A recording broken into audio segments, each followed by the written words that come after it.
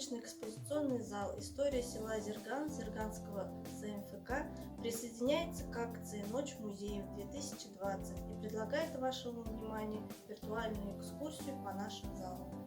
В экспозиции «Наш край в древности» представлена информация о крае в прошлом, в период ледникового периода. Также рассказывается о снеговых рифах, шиханах и древних памятниках пребывания человека в наших краях. Это многочисленные курганы, поселения и селища. Юрматинцы очень активно участвовали во многих восстаниях башкир, направленных против колонизации края. Так, представители племени Юрматы участвовали в войнах Российской империи против иноземцев, начиная с XVI века. В 1812 году в составе 12 и 13 башкирских полков они защищали Россию от французских наместников.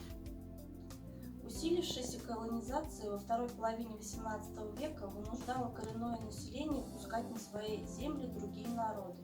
Так, деревня Зерган возникла на основе договора ясачных татар с башкирами Ознаевой Тюбы Юрматынской волости от 21 сентября 1771 года. Село названо по речке Зерганки. Все ученые едины во мнении, что слово иранского происхождения – «золотоносная река». В устных же преданиях сами зергановцы объясняют название в переводе с татарского как «земля кровавая» из-за кровавого сражения между экспедицией Кириллова и восставшими башкирами. Одного имени село и с горой Зергантау. Башкиры вели кочевой образ жизни, разводили лошадей, овец, коз, и в связи с этим жилища у них были переносные. Перед вами представлен монгольский тип юрты. Юрта легко разбиралась и за короткое время устанавливалась вновь. Вещи в юрте располагались вдоль стен, оставляя свободной середину. В центре находилось место для очага. Пол в юрте устилали сухой травой. На дальней половине юрты за очагом находилось почетное место. Поверх травы здесь расстилали кошмы и паласы. В этой части встречали гостей и принимали пищу. Правая сторона юрты считалась женской. Здесь стояли посудные шкафчики и лавки, находились турсуки с кумысом, кадочки с айраном и медом, хранились посуда и пищевые припасы. В левой части юрты, более нарядной, стояли на деревянных подставах кованые сундуки с имуществом. На них же была сложена постель, одеяло, подушки. По стенам развешивали седла, оружие, нарядную одежду. В юртах состоятельных башкир можно было встретить низкие кровати с резными деревянными спинками. Экспозиция «Природа окрестностей села Зерган» совмещена с экспозицией «Бортничество древним промыслом башкир».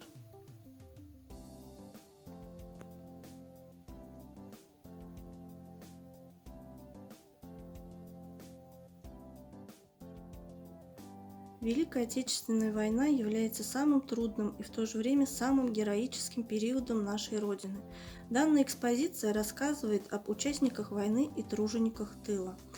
Более 2000 мужчин и женщин из Зерганского сельского совета были призваны в годы войны. Более 800 из них погибло или пропало без вести.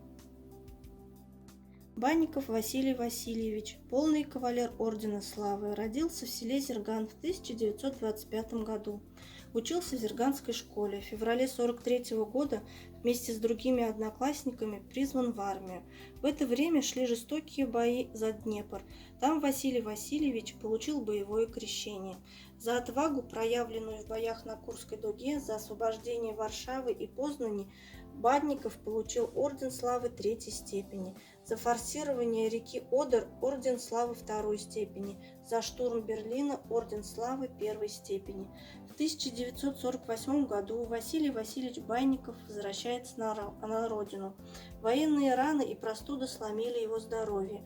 После тяжелой болезни Василий Васильевич умирает в Уфимском военном госпитале в 1953 году и был похоронен на старинном Уфимском кладбище.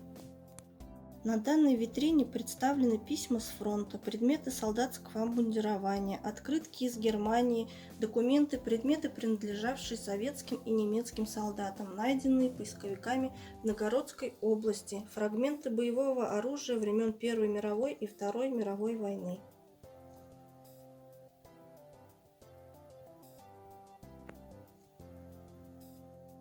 В нашем селе родились два известных татарских писателя.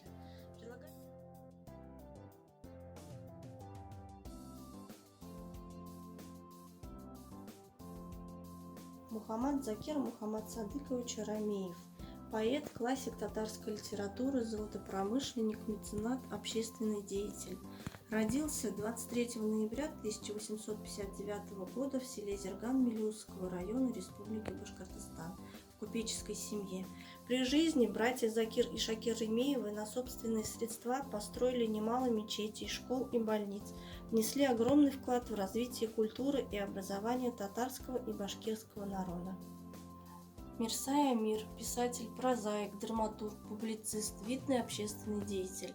Родился в селе Зерган, с малых лет остался без отца и матери, воспитывался в семье брата, затем в детском доме, в интернате 7-летней образцово-опытной школы города Стерлитамака. Окончил Казанский техникум искусства. За успехи в литературе и общественной деятельности Мирсай Амир награжден орденом Ленина, 2 орденами Трудового Красного Знамени. Ему присуждена государственная премия Татарской ССР имени Габдуллы Тукая, присвоено звание заслуженного деятеля искусств Татарской АССР. В селе Зерган проживают представители разных национальностей. Одной из них являются татары.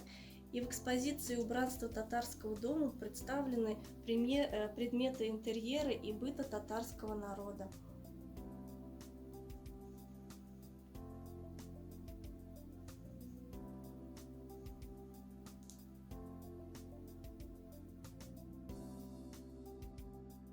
Экспозиция, посвященная ткачеству, знакомит нас с народными ремеслами, ручное прядение и ткачество.